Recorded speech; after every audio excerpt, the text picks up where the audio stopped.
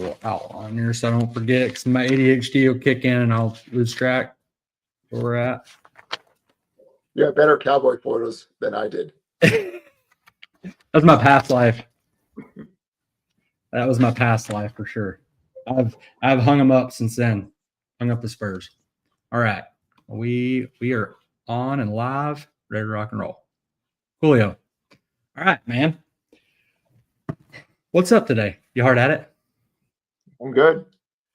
Awesome, man. Well, we have Logan Mohtashami here. Did I pronounce that right? Yeah, better than most people.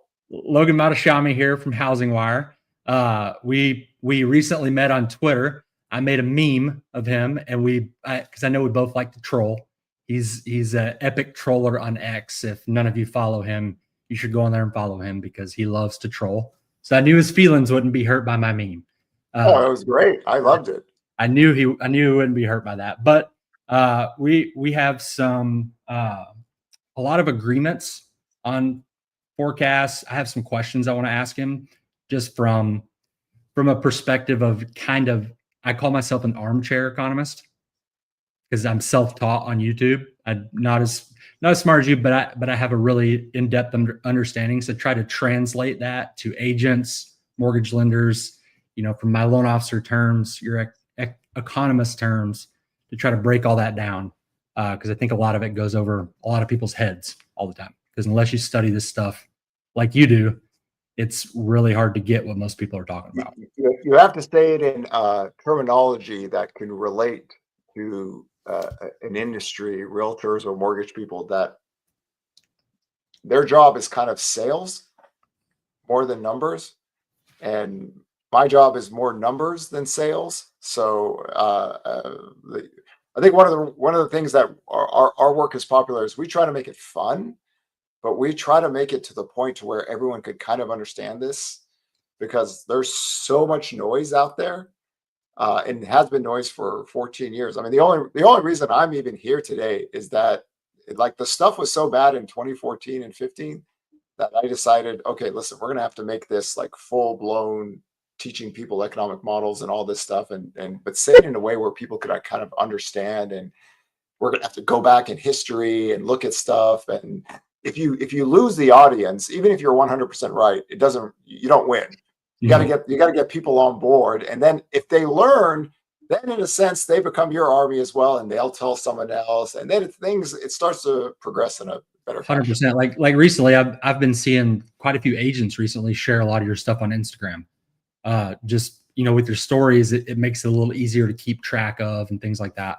And that's kind of where I overanalyze too much, which hurts my sales sometimes. My girlfriend says I'm a psychopath because I literally just listen to YouTube videos all day long while I'm working. Like, oddly enough, I don't read other people's work. I don't follow a lot of people. I hardly watch YouTube unless somebody forces me. So I just I'm stuck to my data. And even my economist friends, I've never read their forecasts or anything. Really?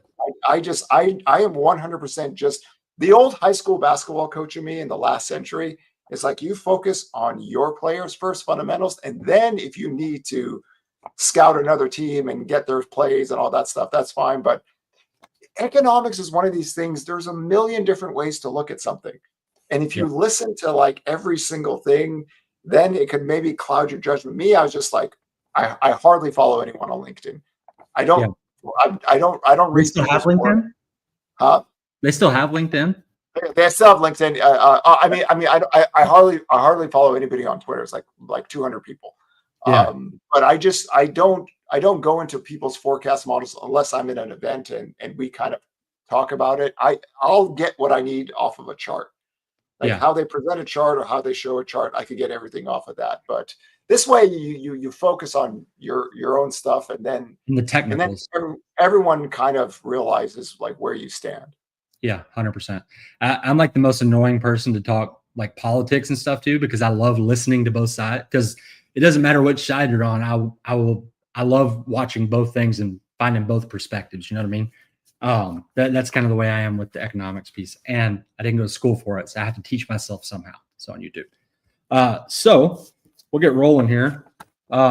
First thing I want to start out with is I'll give you a few, 3 to 5 minute elevator pitch piece of your forecast for mortgage rates, home prices for 2025, 2026. I'm sure you probably got that down pat, huh?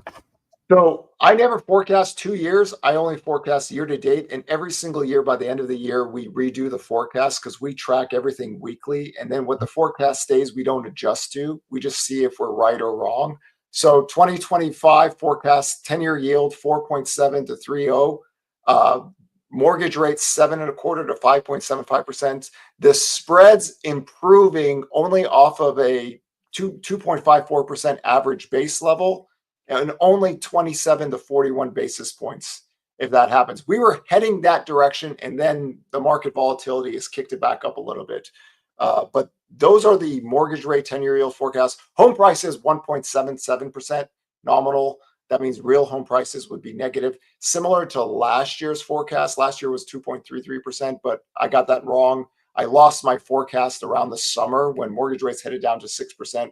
Our forward-looking data started to get better on that, so I knew I'd be wrong. I think we ended up around roughly 4%.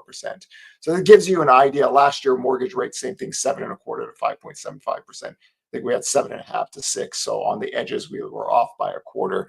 But gives you an idea because our weekend tracker, we keep everything live. We think the model is more important than the forecast because if something turns, we want to be the first persons to talk about it because we're like 2 or 3 months ahead of all the monthly reports that get shared. 100%. And I didn't know you guys did that, but that is one thing that annoys me about a lot of the forecasting is midways through the year, they will be way off and they'll change their forecast. And then at the end of that year, they'll be like, hey, look, and they'll post their article from October and they'll be like, look, I was right. Absolutely. We 100% do not believe in that. I always joke, like there's like quarterly forecasts. They say forecast and then you don't hear from them for like 6 months. Oh, yeah, here it is right here. It's like for us, it's like every day, every week. Like our Instagram is now like 1 million views a month because literally there's like 10 to 15 videos on stories a day. And all we're doing is looking at the 10-year yield and all the economic data and everything. And we don't ever stop. So correct me if I'm wrong here, but you guys have Mike now, right? Yes. Okay. And did you guys develop a different, I guess, type of data that you track every week? Like you have your own kind of proprietary thing that you started looking at versus Altos has their own information that Housing Wire acquired. So what Mike and I do, Mike is very good on the inventory side of the equation. I'm do the kind of my economic model side to the equation with housing, and we combined them together in late 2022. So we call it the weekend tracker. And this way we just basically give everyone updates on active inventory, new listings, price cuts, all the economic data, where the 10-year yield is ranging, and we combine them together. But Altos's data is their own. Okay. And Housing Wire acquired them, so we just joined it together. So I always say it's like an unfair advantage, having like live data and then just have two people that just like focus on that rather than looking at monthly data that tends to be 2 to 3 months old. Yeah, I think 2023 was a really good example of that. November 9th, after that period when the 10-year yield started to fall, our forward-looking data started to get better. And we were telling everybody, it's going to take everyone 6 months to realize that home prices aren't falling 20% in 2023. And by the time they get it, it's way too late. And then they're going to have to make up a bunch of stuff that, the reasons why they got wrong. So this way we have kind of an advantage, but we keep everything fresh. Now we can break down every single zip code in America, but we only for the public, we share it to the national data. So we try to teach people. And then real estate investors, Wall Street, realtors, mortgage people, consumers will take our reports and then do it on the weekly basis just for their own marketplaces. Right. And for any loan officers and realtors that are listening, most of the time when you hear people talk about this stuff, they typically are looking 2 to 3 months behind with data. And so by the time you're probably hearing about it through the news cycles, if you're active in the business, you've likely already felt it at that point. Just from days on market, from your own experience with listings, things like that. So he's saying that they essentially track weekly listings versus going off what most people do, which is, typically 2 to 3 months behind. So your forecast for 2025 home prices, what was your what was your basis for that? Well, we don't believe in the mortgage rate lockdown premise. We believe inventory can grow as long as rates are higher and days on markets can grow. That means rates can elevate with active inventory elevating. I think a lot of people just thought that inventory can never grow ever because nobody would sell their homes. And that's not true. 70 to 80% of home sellers are buyers. So when active inventory levels broke to all-time lows in 2020, we got, for our own data line, in March of 2022, inventory got to 240,000 single-family homes for the entire country. That is so abnormally rare that any kind of rate increase would naturally rise the curve. So it's just getting back to normal. And if you think of 70 to 80% of home sellers that are buyers, there's one group of people that buy a house that don't give you a home. Millennials, they were starting buying in 2013. So as you can see, inventory has been slowly moving from 2014 all the way down to here. But if you keep rates elevated, days on market could grow, inventory could grow. So my home price forecast was lower than last year because I don't see mortgage rates really breaking under 5.75. If I thought that to be the case, it would be different. So elevated rates, inventory could grow. We have two states that inventory growth has been already very big in 2024. So the pricing curve can cool down, which is abnormal to be at 1.77%. Historically, home prices rise 4.7 to 5.3% on a nominal basis. So that's a very, very weak pricing data. I think Mike had a 5% appreciation forecast early in the year. So that's the basis of the lower rate of growth pricing for 2025. Okay, awesome. So as far as so for me personally, I look at this stuff a lot like I do. I love politics, so I always reference stuff to politics. I always look at it as like politics. Typically, it's somewhere in the middle of all the crap you hear all the time. Like typically, the truth is in the middle. Home prices aren't going down 50%, and you're also not going to gain 10% equity this year. So I think Apollo had the highest. They were at 11.6% at the start of the year. And I went and tried to look at their models, and like none of that made sense to me. But they've already revised it down to 6%, I think. Right. So for me, like one thing I've been telling people, and I kind of want you to debunk this or argue it, whatever, is that 2025 is essentially 2025 into 2026 is a zombie market. Like nothing's crashing, but everything's just like, it's like a slow grind, if that makes sense, just because of all the affordability challenges. There's like a couple of things that I look at a lot in Texas is that over the last 5 years, homeowners insurance has 7x'd over the last 5 years, just for the state of Texas, not including properties. So there's so many affordability challenges. And so are you seeing a almost like a tale of two markets? So like I noticed, because I used to be a loan officer in South Dakota until I moved to Texas. So a lot of realtors, friends in South Dakota, there's some on this call now. But one thing I noticed there is that inventory always is pretty tight, just because like anybody that lives there knows that you can't buy land. Versus here, so do you typically see those markets lagging, or do you think that moving forward we are going to see a lot of differentiation nationwide? Because I know historically they've lagged. Yeah. So when I look at national home prices, whenever we have a hot push in prices, 1943 to 1947 was actually the hottest period in time. And then there is a period of time where nothing happens. You could have 0 to 1% home price growth. In the 1970s, well, home prices grew faster in the 70s than in the global pandemic late in the 70s, from 77 to 79. Then there's a lull for a little period of time.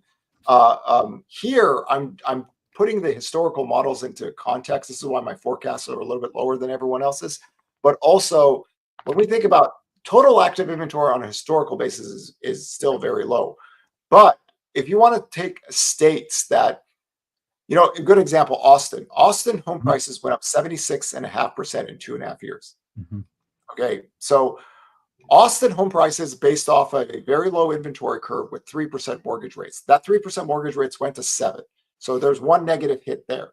Inventory grew on a faster basis, but Texas and Florida, to me, besides of prices and rates and taxes and insurance, I think Florida is a different case than what Texas is dealing with.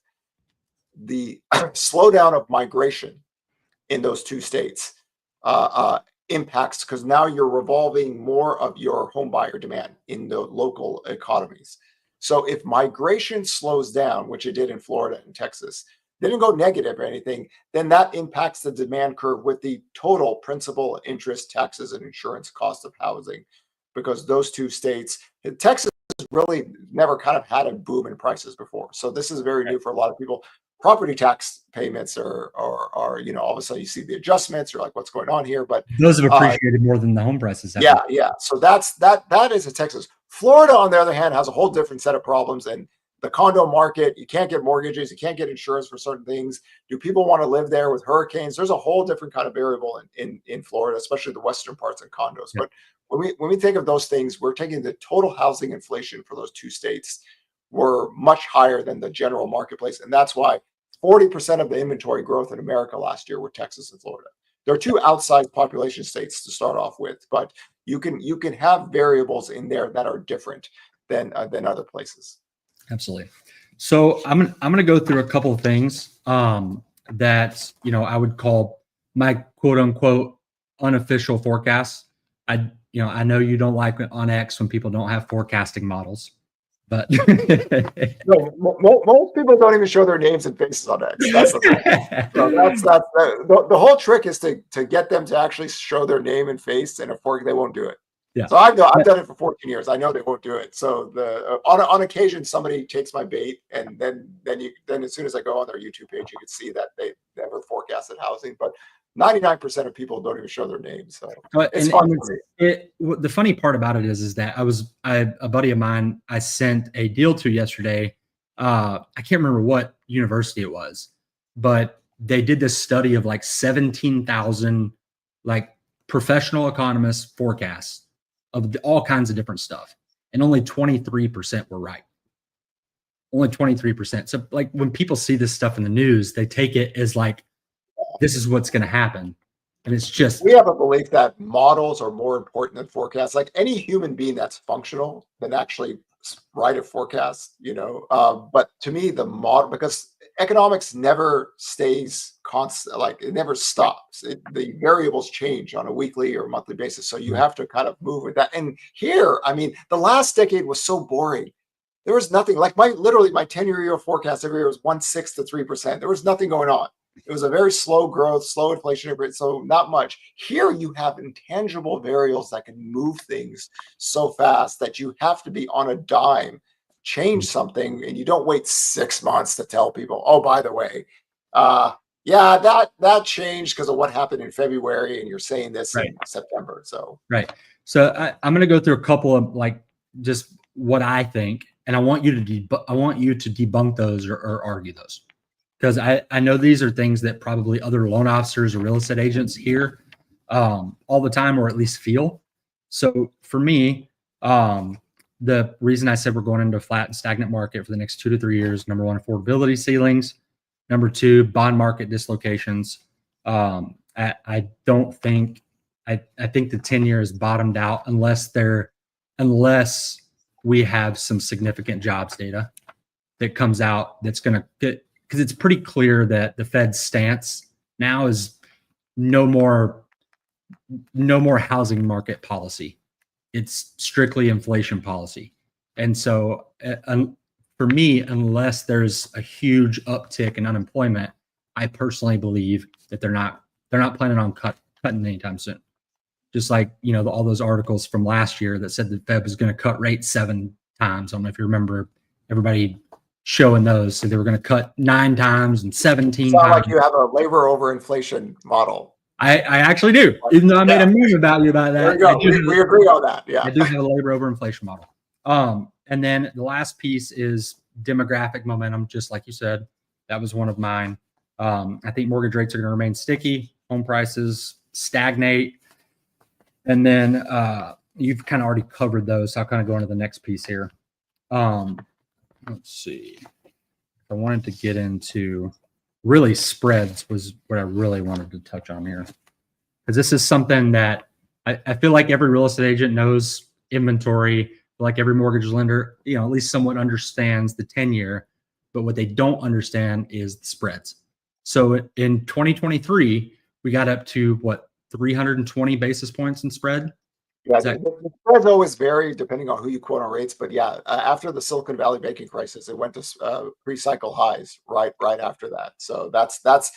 I'll tell you this: I tour the country. Every time I ask people, does anybody know the term mortgage spreads? There is maybe 2 to 3 people out of 500 to 1,000 people. So it is like my goal to teach everyone the mortgage spread story so they can understand that a little bit better.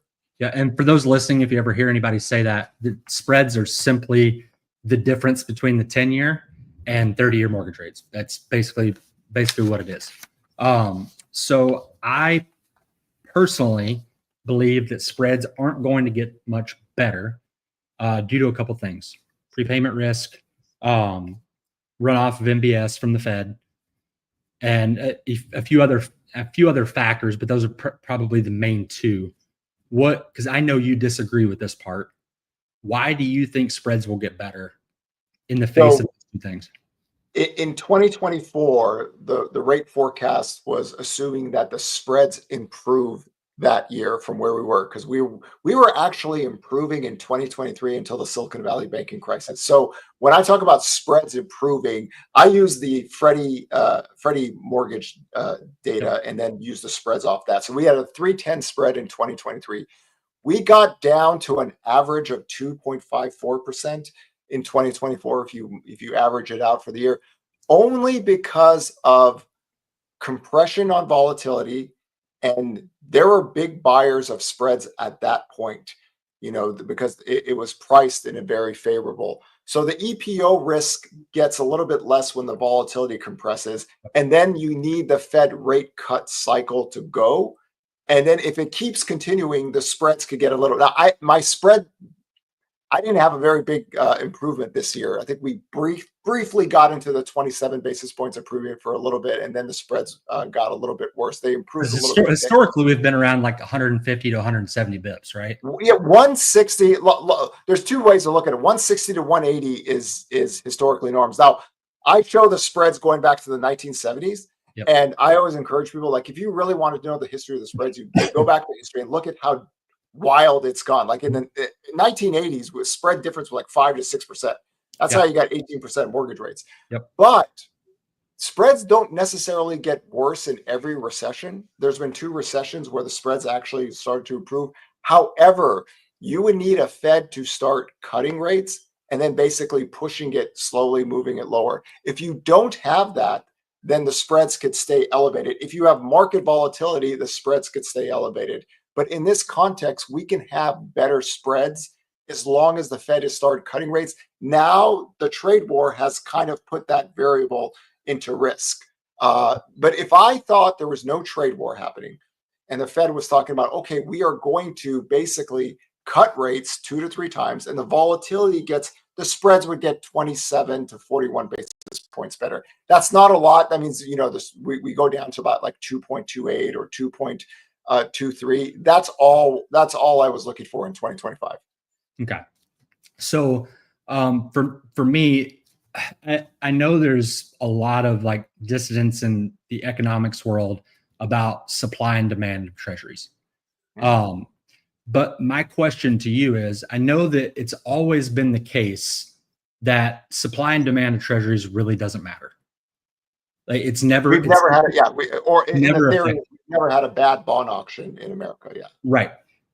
However, as our deficit grows, as we continue issuing these things like candy, and with foreign demand falling, for example, the Japanese, whatever you call him, said that he made a statement today saying that they were going to use their 10-year treasury holdings as leverage in the tariff negotiations.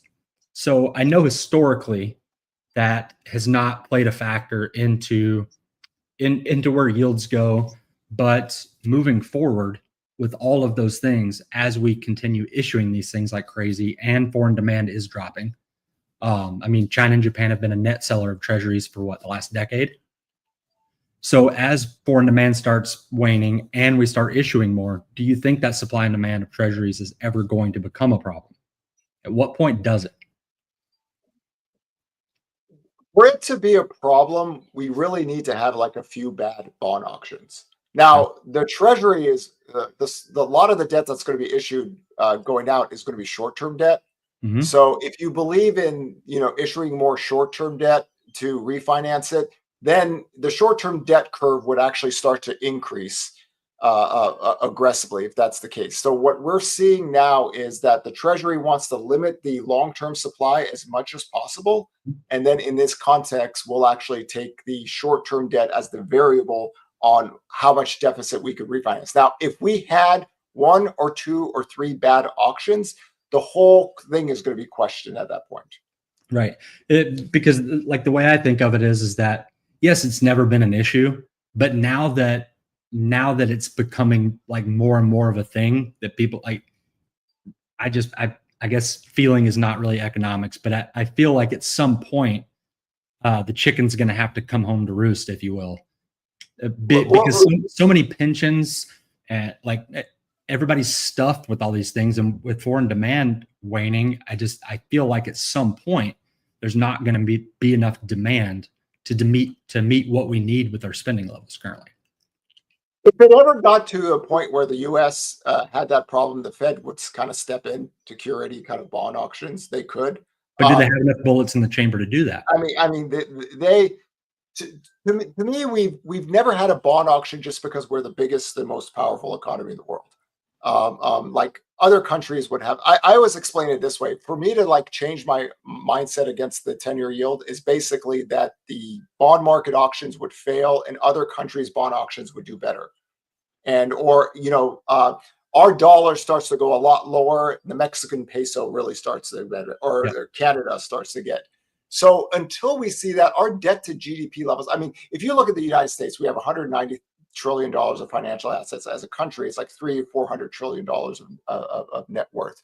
We have the powder to do this if we wanted to. We can also change some of the laws. This is one thing that I was surprised they didn't do earlier. They want to change the regulations to actually allow the bond market to have a little bit more. The banks could have a little bit more powder to purchase this. So until I actually see bad bond auctions, I can't say the 10-year yield is going to deviate from all this supply, because we know this is coming, right? This is not like it's anything off base, but the 2-year yield and the 10-year yield, 65 to 75% of where the 10-year yield can move is basically Fed policy. We don't have any stress in the data lines yet to say, here comes this huge auction, the 10-year yield needs to go higher. Until I see that, I don't kind of go into that conversation because I don't have any data to back it up yet. Yeah, and I guess that's why I'm like, I think that it's going to stay flat. But a couple things I wrote down about why I don't think the Fed's coming to the rescue is Powell's clearly stated QT isn't ending right now. MBS runoff is permanent structural policy at this point. There's no more artificial suppression of mortgage rates, which for those of you listening, essentially back in 2020, the Federal Reserve, how would you word it, Logan, created artificial demand for mortgage-backed securities? They became the biggest the biggest MBS purchasers for a very, very long time, especially the early part of the decade. That thing, we're talking trillions of dollars of mortgage-backed, because the banking system was not functioning right, and they did not believe that they would have buyers in that marketplace in an effective manner. Yeah. So like for those listening, that's why we had such artificially low mortgage rates, is because they literally came up and simple supply and demand. They literally came in, bought up majority of the supply, and essentially drove the prices of mortgage-backed securities way higher. It's essentially what they did. But there's no more artificial suppression of mortgage rates. And even if spreads narrowed slightly, MBS buyers are still scared of duration and credit risk currently. What's your argument to that? My argument is that if volatility compresses and the Fed cuts rates, if the labor market breaks, the spreads should improve. We don't have that much improvement left, especially if we get to as low as 2.28%. That was the low point in our data line. So if we get more rate cuts and less volatility, then I think we could get down to the 2s and the 1/8s.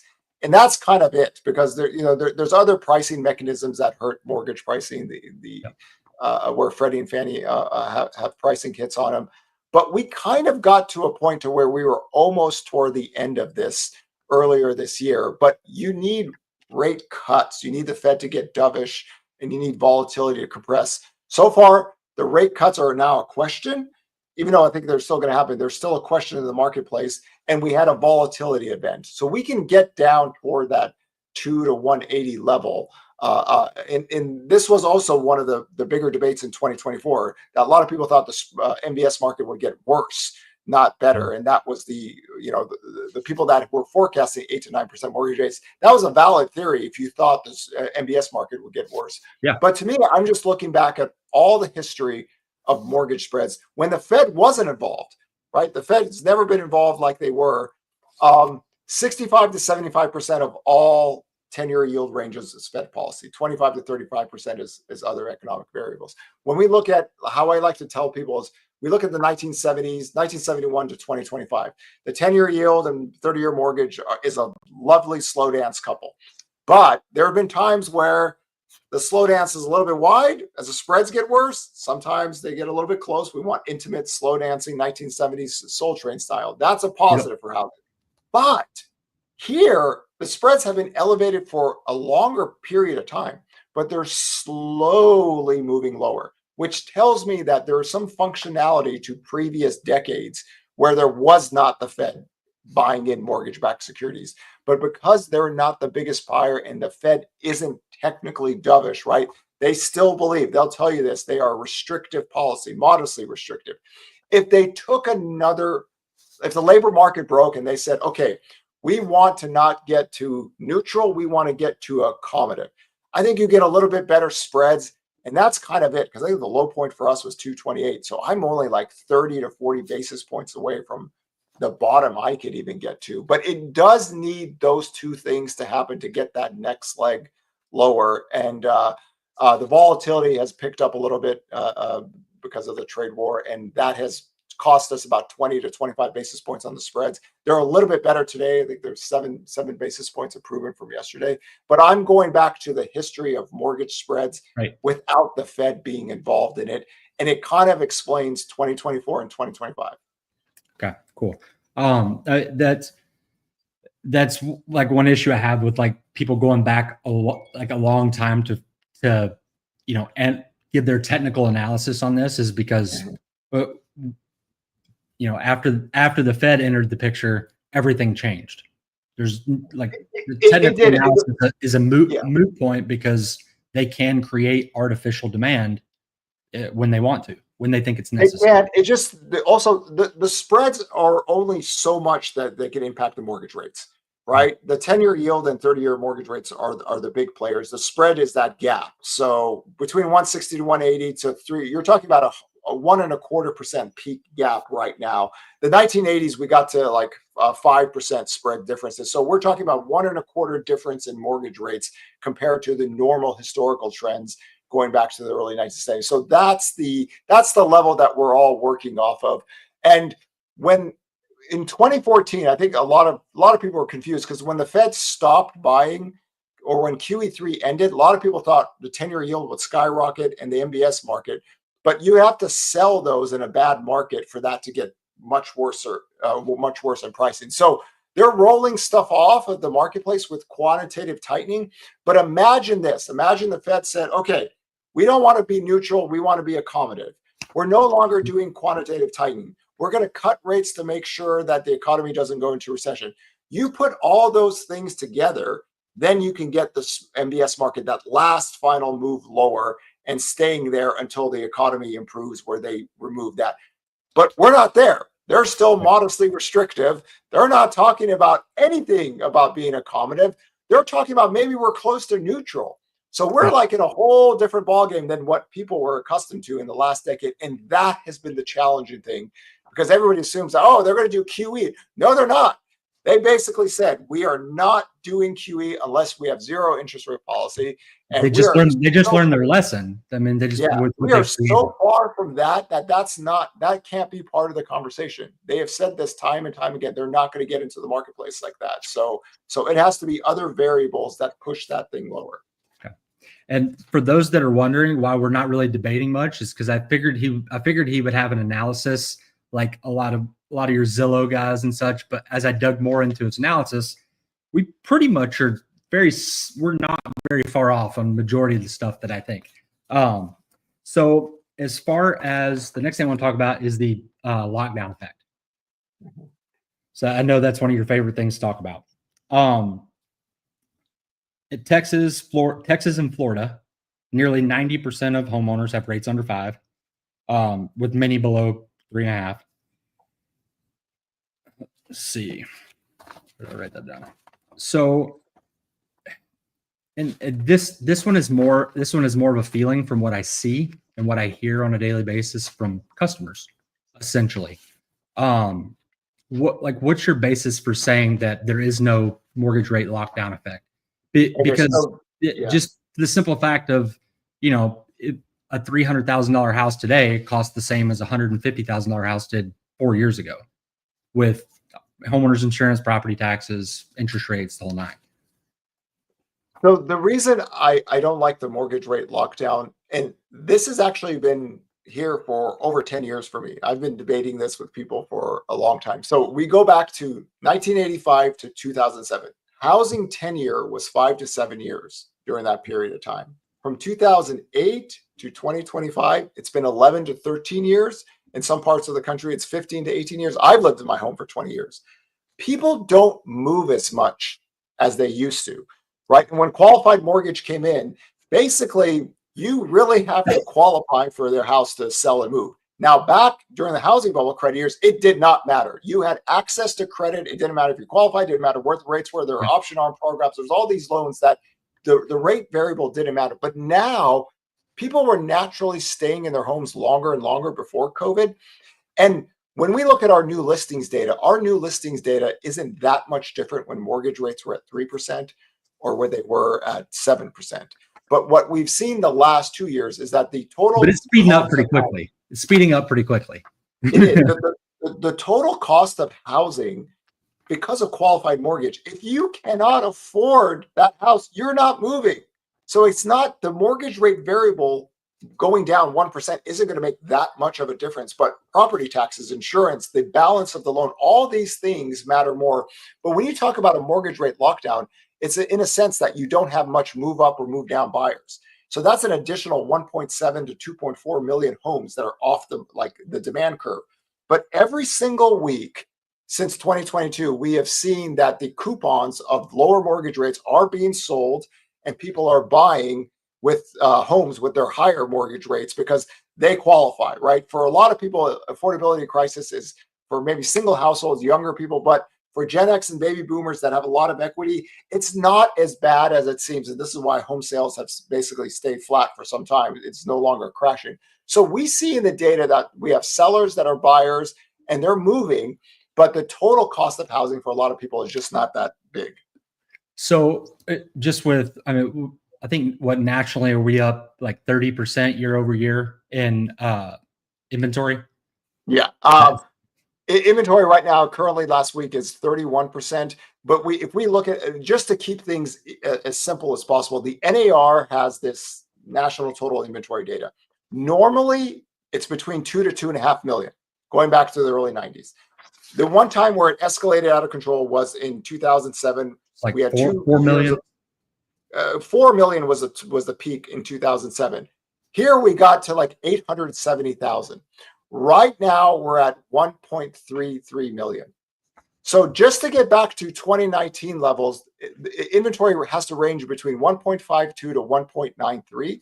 2019 inventory levels were the lowest levels of inventory really ever until COVID happened. So we're not back to normal on the total, but also we have a lot more people now.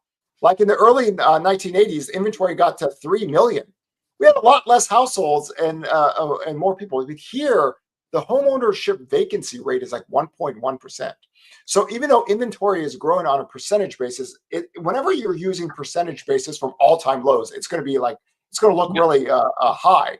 But in retrospect to the workforce, to the households, to everything, we're not even close to normal yet.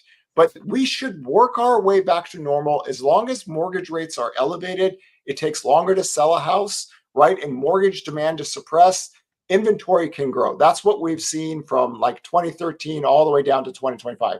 Whenever rates go lower and mortgage demand picks up, it's a hard time for inventory to grow in that environment because the supply and demand equilibrium changes. So if I was to take the mortgage rate lockdown premise that, you know, nobody was going to sell their house or anything, sales would be a lot lower, right? And inventory really could get no traction. But we still have every single week for many years people selling their 2, 3, 4, 5% mortgage rates to buy something. Sometimes they get 7%. And that is the baby boomers, the Gen Xers, the elderly millennials, even the silent generations. They're still there. So that's why I don't like to use the mortgage rate lockdown, because people say inventory can't grow in that. It's been growing. People say nobody's going to sell their house. There's tons of data that shows that people are selling their house and buying with higher mortgage rates. That's why I always tend to fight that one, because if we had an authentic mortgage rate lockdown, oh my, that would be really detrimental to demand, because everybody would be staying in. The only thing that concerns me is, like, you know, technically speaking, right now, you're absolutely correct. But if you see the headwinds that we're facing currently with, you know, the affordability index and just with the sheer volume of listings coming on the market currently, it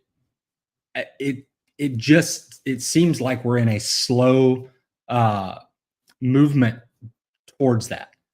Like, that's where I would argue the lockdown effect. Here's one time in history that I always like to refer people to. The early 1970s, the baby boomers started to get their households going. And then in the mid 70s to the late 70s, housing was booming, right? Home sales were booming, prices were booming, starts, everything was booming, even with mortgage rates heading up higher. So you had a lot of people with very low rates originally, but then, you know, mortgage rates got up to 18%. Then when we had 18% mortgage rates, we had a very, very sharp crash in home sales. We went from 2 million to 4 million, 4 million to 2 million. Affordability was worse back then in the 1980s. We had 2 recessions, worse credit debt profiles back then, more inventory. But when mortgage rates started to come down, demand did pick up, right? And it really is, if you look at existing home sales data going back 5 decades, we have this lull for a few years that happens after every single rate increase cycle. But every single time, if rates fell down, even if it was just 1 to 2%, we do have a demand curve going higher. But during that period of time, there were always people that were selling their lower mortgage rates and buying something with a little bit higher, but they have to be a part of the affordability. That's why I always say principal, interest, so PITI, right? You know that term, I know that term. Principal, interest, taxes, insurance. That is a problem for a lot of people because other places taxes are higher, insurances are higher, so the variable is a little bit different. But in every single market, we do see sellers that become buyers. If mortgage rates were at hypothetical 5.375, home sales are going to grow 500,000 in the existing home sales market. We get an additional 150,000 in the new home sales market.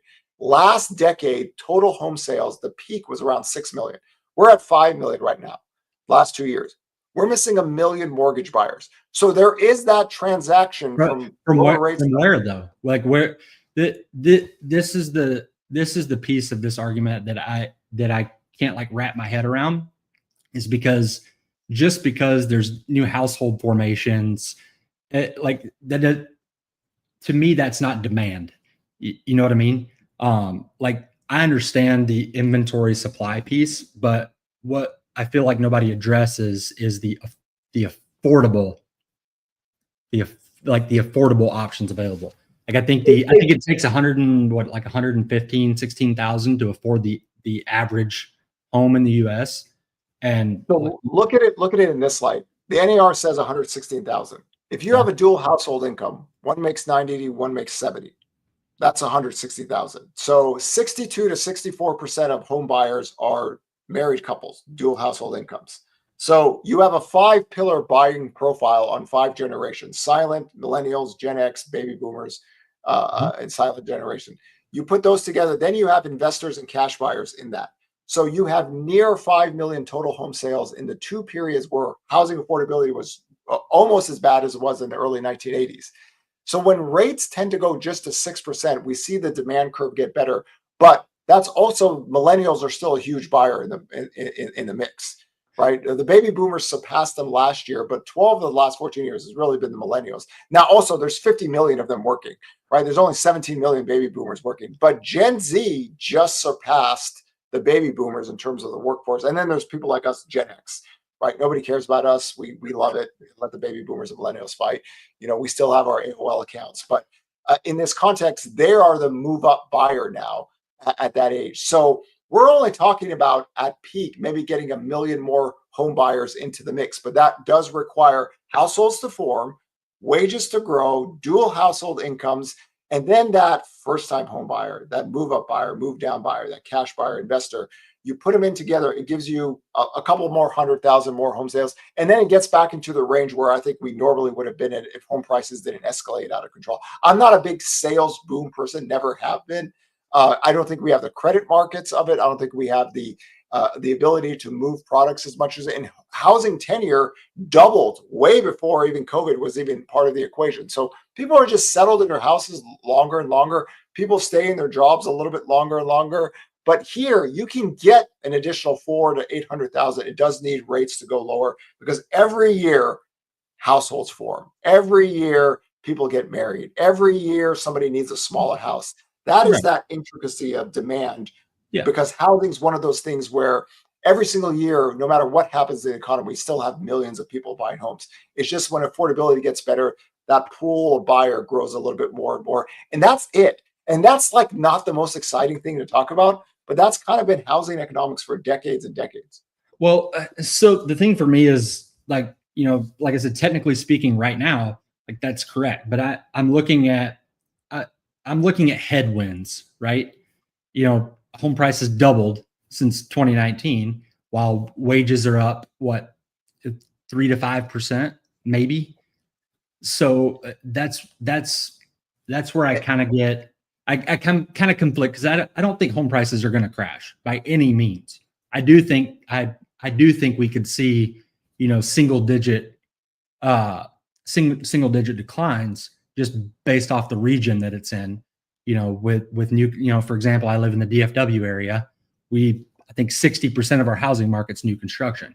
So we could see some price declines here. But for me, I'm looking at this and I'm thinking in terms of headwinds, and just like I don't see where the demand is going to come back from based off the new listings data that's coming out, or it's been coming out over the last year. Like I only see it getting worse. What say you? So our model shows us that housing gets better when mortgage rates go from 6.64 to 6. The easy answer is saying if you get a sub 6% mortgage market, home sales could grow because the builders are still at 2019 levels. Like where the builders are right now, it's an additional million more home sales for the existing home sales, but they're working from 4.375 to 5.75. So you can't use that in the existing home sales market. The builders are using their buy downs and everything to push sales. But if you can get mortgage rates in a range, you could get a couple hundred more thousand home sales in there. That's what the demand shows. We've just never been able to stay in that period long enough for it to matter. But this year, it's crazy to say this, but purchase application data has been positive year over year for 14 straight weeks. It has been so long for me to say that. And for that to happen with elevated rates, I would have never taken that bet. I would have said no. I'd take that bet if mortgage rates were near 6% and it's April. But in the last 2 years, I've already written my article saying the home sales have peaked. Like we already had the peak of the monthly sales. But here, I can't do that because the purchase application data is, and this is the thing about working from the lowest home sales ever. Like when I say that, I'm not trying to be hyperbole. You take the households and the workforce and everything, like 4 million existing home sales is really low. The builders don't have that luxury because they're at 2019 levels. but you get lower mortgage rates, even down to 6, you see the demand curve pick up a little bit more. And we had this back in the early 1980s. Like the early 1980s, affordability was worse, 2 recessions, more inventory, credit profiles Crazy better. inflation. Yeah, but Yeah. 2.5% lower in mortgage rates, sales went vertical. Now, in America, our home prices are actually cheaper than other countries like the UK, Australia, Norway, all these other places. Their real, home prices to incomes and everything are just much higher because they've lived off short-term rates for a very long time.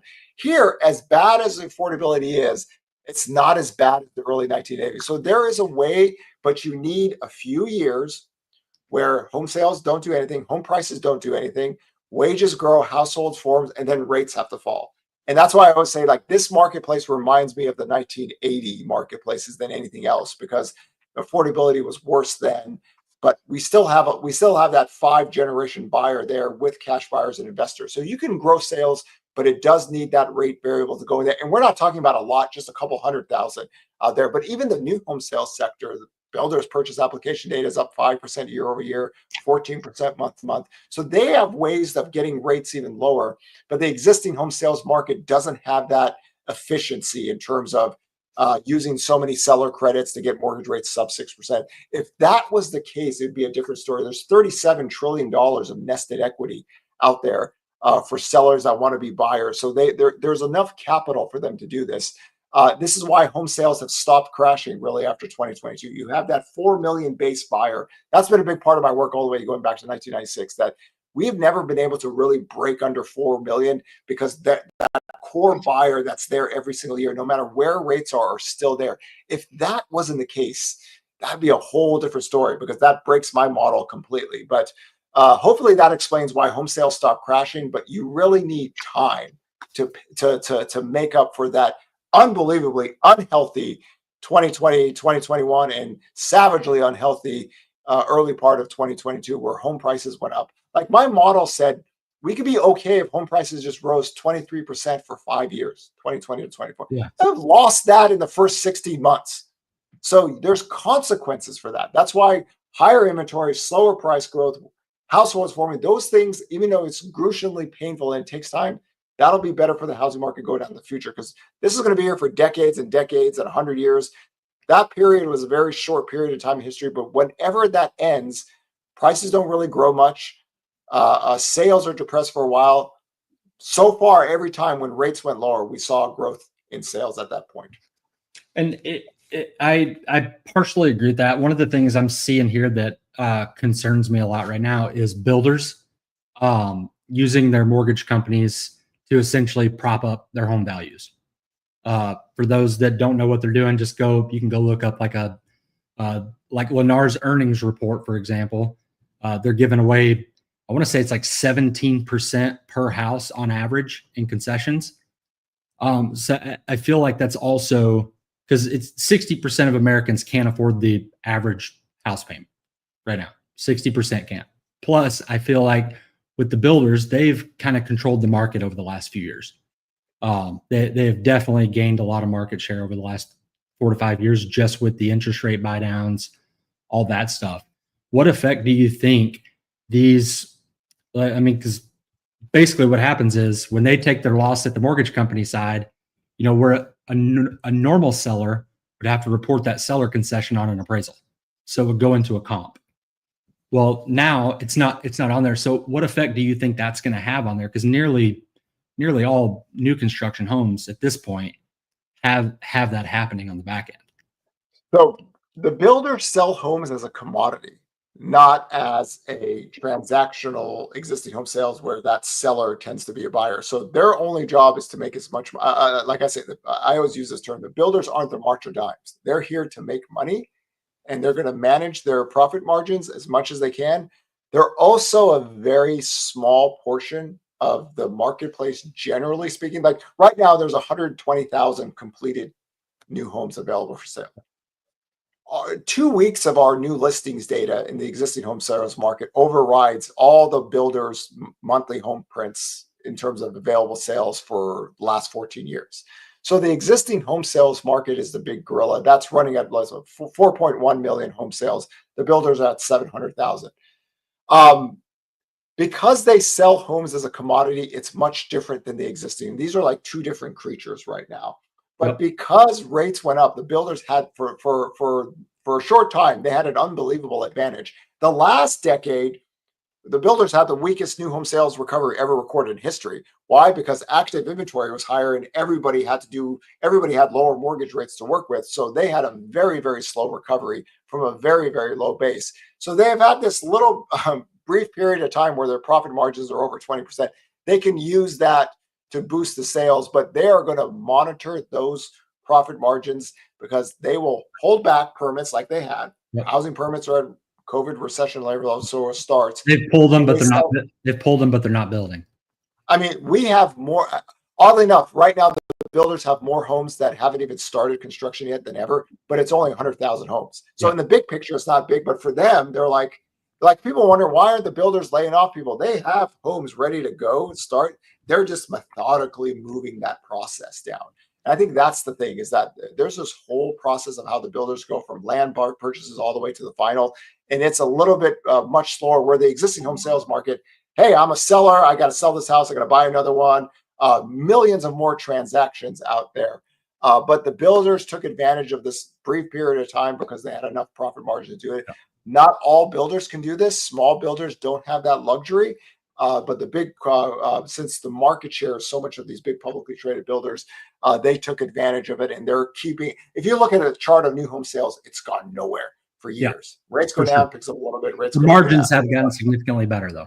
Yeah. So the existing home sales market is just working from depressed levels, where the builders are still up at 2019. Yeah. So I always look at those things as two different creatures altogether. And this is probably one of those things that you can't really see because you don't see all the inner workings. But like, just something I've experienced a lot recently is people, if you're going to go, if Lennar is giving 17 on their earnings report, 17% average per house in concessions. So what somebody's having to do in order to be able to sell theirs and buy another one is they're having to be $100,000 cheaper to even be able to compete with the new build down the street. The new builds basically look at it this way. They're sitting out there taunting people. They're like, hey, listen, we have a 5.5% mortgage rate. Do you want to buy that house in the 1970s with that carpet? Or do you want a brand new house, bells and whistles? And guess what? Just sign the contract. When it's ready to go, you can move in. I think a lot of people have said that, well, there's so much room to go lower in new home sales and housing starts and residential construction. After 2022, sales stopped going down for them, right? Because the builders were just monitoring that profit margins to give that rate. So in that context, they had an advantage that they did not have in the last decade, when there was a lot more inventory and a lot lower rates. So they're going to milk that as much as they can until the corporate profit margins start to go into the low teens, something of that nature. Then it'll shift. But as we can all see, this has been going on since 2022. So the big publicly traded builders have that advantage versus the small. Well, and it's over the last 5 years with interest rates, literally money's been the problem, and they're able to control all the money with the mortgage company and all the pieces that they have. So yeah, they're absolutely. They're what I describe as efficient sellers, selling home as a commodity rather than having a relationship about, okay, selling that house and moving or anything like that. They're just build it, make it, look at the profit margin, sell it. There you go. And they move on. Right. Correct. Just two more things, because I want to be respectful of your time. I know it's already been a minute. Number one is, what are some red flags that, because this is something you track weekly. What are some red flags you're looking for like, if this happens, my ears are going to perk up and I need to pay more attention to that? What are some of those red flags? Number one is the new listings data. If it takes off in an accelerated way, that's our number one red flag. Just to give everybody some historical reference. Define accelerated. Yeah. So Mike Simonson, when he made this, created his company, it was 2006-07. He went to Lehman Brothers. He told them that, hey, listen, we have a way of tracking housing a little bit different. We see the housing market breaking. Lehman Brothers told them, we have 85 analysts. We've never heard of you. Go away. And that same conference, Mike Simonson walks 15 feet, sees Goldman Sachs, shows Goldman Sachs the data. Goldman Sachs goes, oh my God, we're shorting the housing market. They made $10 billion. Lehman Brothers went out of business. So for us, the new listings data if it starts to go vertical, like for me, it's like if we get over 110,000 on a weekly basis, that is a red flag. That shows to me that the seller that is traditionally a buyer is, if for some reason, is moving away from the normal data lines that we have seen from 2013 all the way to 2025. That's flag number one. That usually means there's something bad going on with the economy. If we look at the economic cycles, like I'm an economic cycle person first, housing second. So we have labor triggers to look for recessionary data. And we've always said that residential construction workers tend to lose their jobs first before every recession. Keep an eye on manufacturing. Today's jobs report, we have a slight month-to-month decline in there. Manufacturing is down a little bit, but the specialty contracting trade portion of the construction work, that is deteriorating a little bit faster out there. So those two things, one for the economy and one for the housing market out there. Naturally, if the 10-year yield goes up higher, if mortgage rates are above 7.25, that's my peak forecast. So that means demand will detrimentally get hit higher than what I'm looking for. So those three things are things that we track weekly with the 10-year yield, new listings data, anything like that. But for me personally, I love 2024 and 2025 just because we got active inventory up. We can't make this, we can't make this work unless home price growth slows down and allows wages and households and everything to catch up. Because if rates had fallen back down with inventory near lows, we're losing it again. Right. Yeah. It just, anybody who's listening to this, if that happened again, we're taking future demand away and it does nobody any good. So we needed a time to get inventory back, price growth to slow down, let households for less wages grow, get a firm base and then work off of that. So this is why I'm more happy in 2024 and 2025 than I was in late 2020, 2021, and early 2022, where inventory was simply too low. We had too many people chasing too few homes. 240,000 single-family homes for a country of 342 million and 162 million people working. No, that is not going to work, right? Unless you have elevated rates to slow things down. But back then it was 3-4%. That's why we were team higher rates in February of 2021. It's like, this is not a good thing. This is about to, like, people are talking about forbearance home price crashes. Like, are you guys crazy? This thing is about to take off. This is, so those are things that I'm looking for. We track them weekly. If we see that in the data lines, we'll let everyone know, because by the time it hits the existing home sales report, it'll be 2 to 3 months. Yeah. I'm an economic cycles guy too. And people don't understand that every time we go through one of these cycles, it's always something that happens, but it's always something different. So this time is never different, but it's always a different cause. And this is why I think a lot of the concerns with the trade war is like, how long is this going to go? A lot of the concern early on was the Fed rate hike cycle. That was such an aggressive Fed rate hike. But if you look at a consumption-based economy and majority of consumer debt of mortgages, they had a shield on that, for a degree. So it was a little bit different. But here we're keeping an eye, trucking jobs, freight jobs, those things. Of course, federal workers are starting to fall into the negative pool in the labor data. States are still hiring. So all these things right now, for me, 2025 forecast in terms of labor, 133,000 to 151,000 per month. That's the range. If it stays in there, it looks normal to me. We're at 147,000. So before the trade war actually starts to hit the data line, consumption was good. Economy was expanding.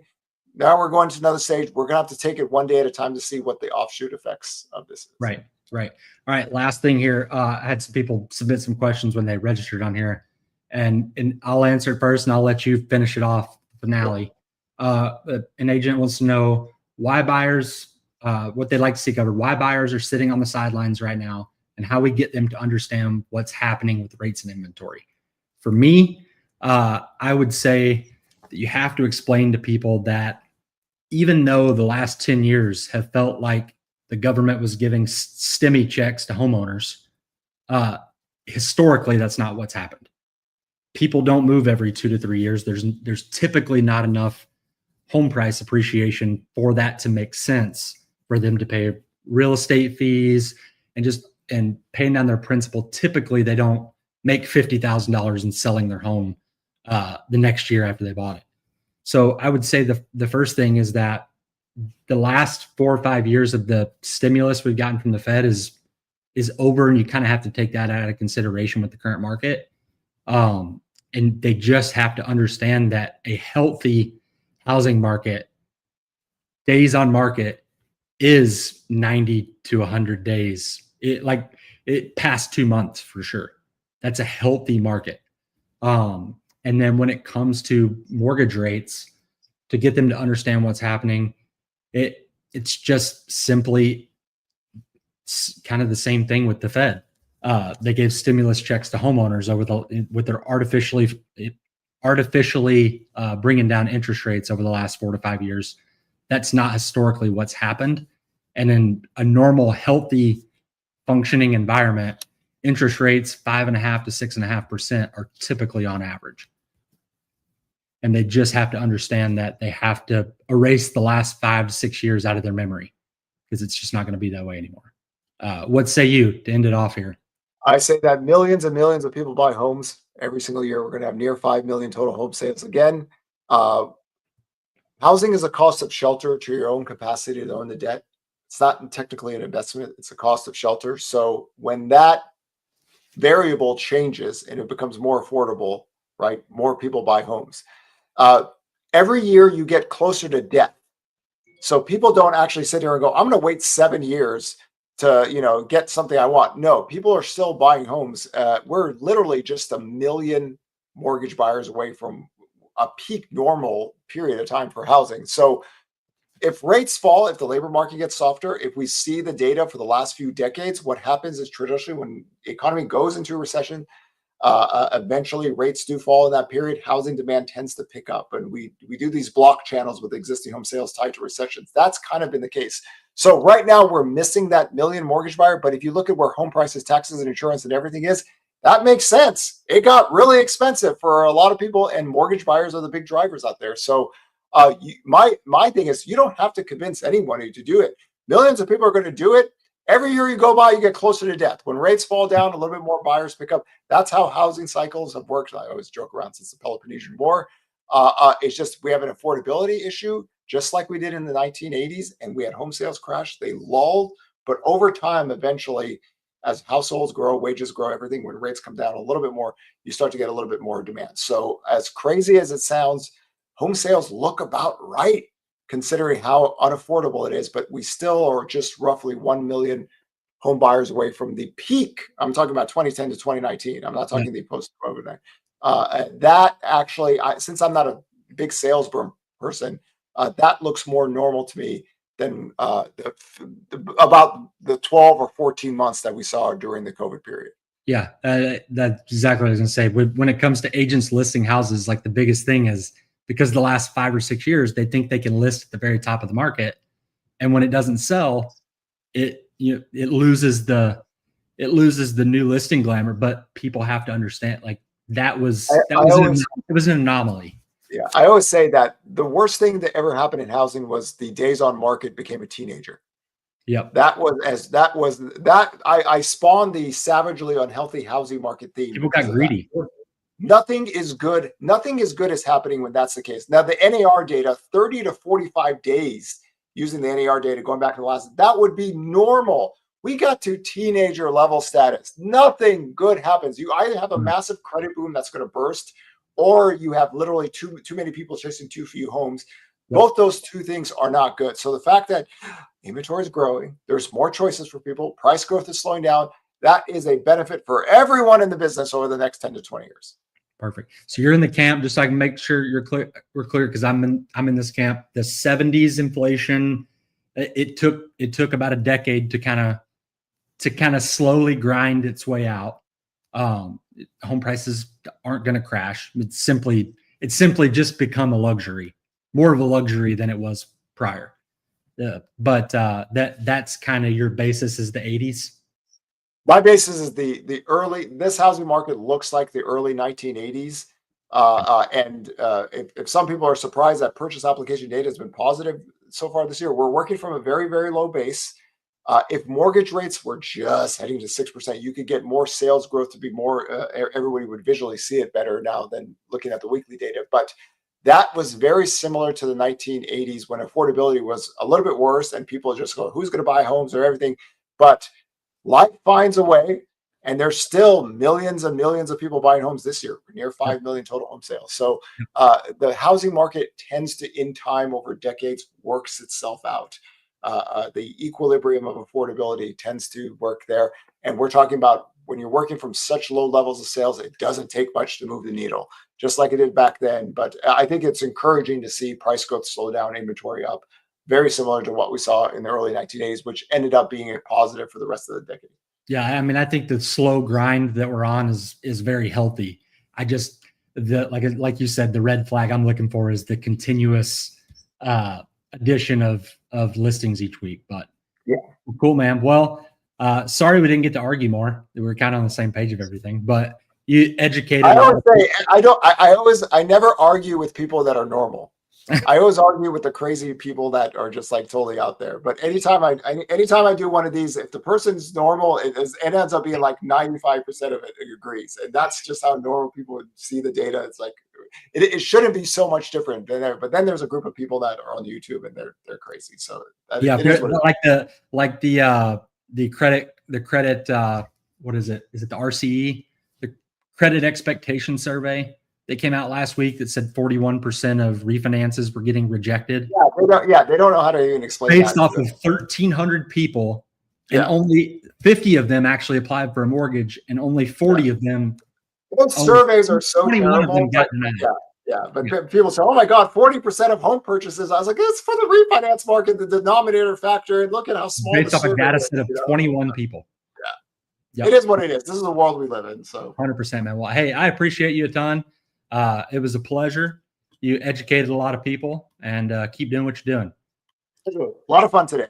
Appreciate you, man. You too, man. See you.